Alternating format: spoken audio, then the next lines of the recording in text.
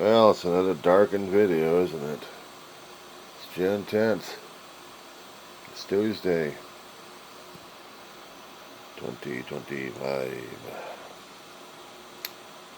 And it's almost close to 4 o'clock in about a couple of minutes. And who am I? I am but the zombie of Weaver, John C. in Roseman, California. Yeah? Yeah. Another darkened video where I contemplate things and I'm listening for my mother, my little dog. I have to keep an eye on her. This is what happens when I be a caregiver to my dog. I do things totally out of the ordinary. But that's the name of the job anyway.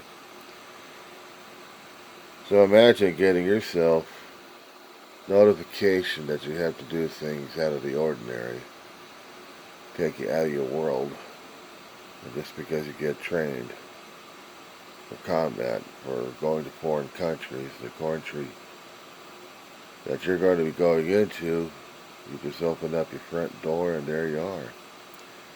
But unfortunately, you're going to be kicked out of your warm, comfortable beds and barracks, travel in buses for hours on end until you get to a town that maybe you've seen or been a tourist through. Or maybe if you're lucky, you're a native. And then you get thrusted into a building and you have no place to sleep or to eat. But you're told about your commander-in-chief there. You have to protect these buildings, and you have to do these things because there's rotten people out there. And the thing is, you look at the people who are protesting, yelling, screaming, signs up. Was this the tour of duty that you signed up for? Was this the job that you recognized that you needed to do? Was this the country that you needed to go into and protect the American values when they're yelling and screaming about the same values you protect? That you swore an oath to a Constitution that they know about the Constitution. And they're telling you what's going on.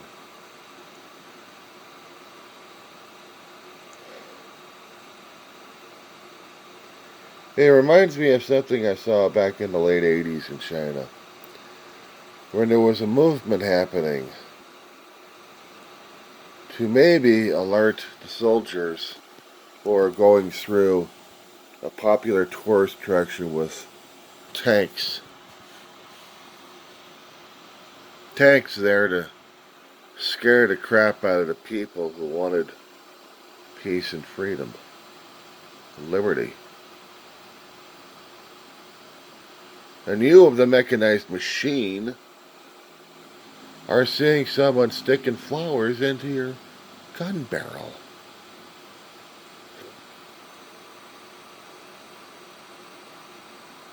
There was one guy who stopped a tank column and got himself called Tenement Man. And disappeared. Disappeared by a state who didn't want change at all. And it was going after people who were unarmed, who wanted freedom and liberty and the right to say things the way the Americans kept portraying themselves to do so. Decades later, we're going to be rolling tanks down streets on steel plates to protect the ground from being crushed to death by the massive tanks we roll through. All because of one man's ego. To celebrate one branch of military of 250 years being in existence, he's willing to destroy neighborhoods just to satisfy his ego. The same man who would send people out of their warm beds with food and blankets.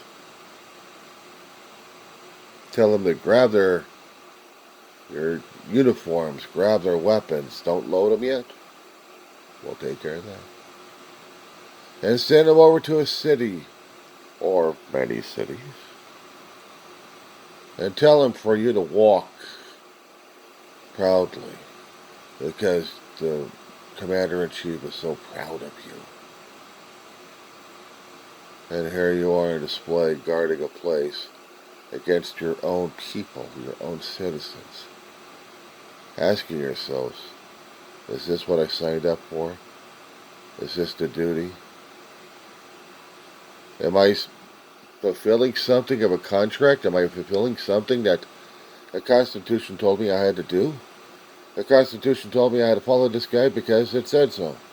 He's the Commander-in-Chief. He had an oath-bearer. And yet he's breaking federal laws left and right in the Constitution itself.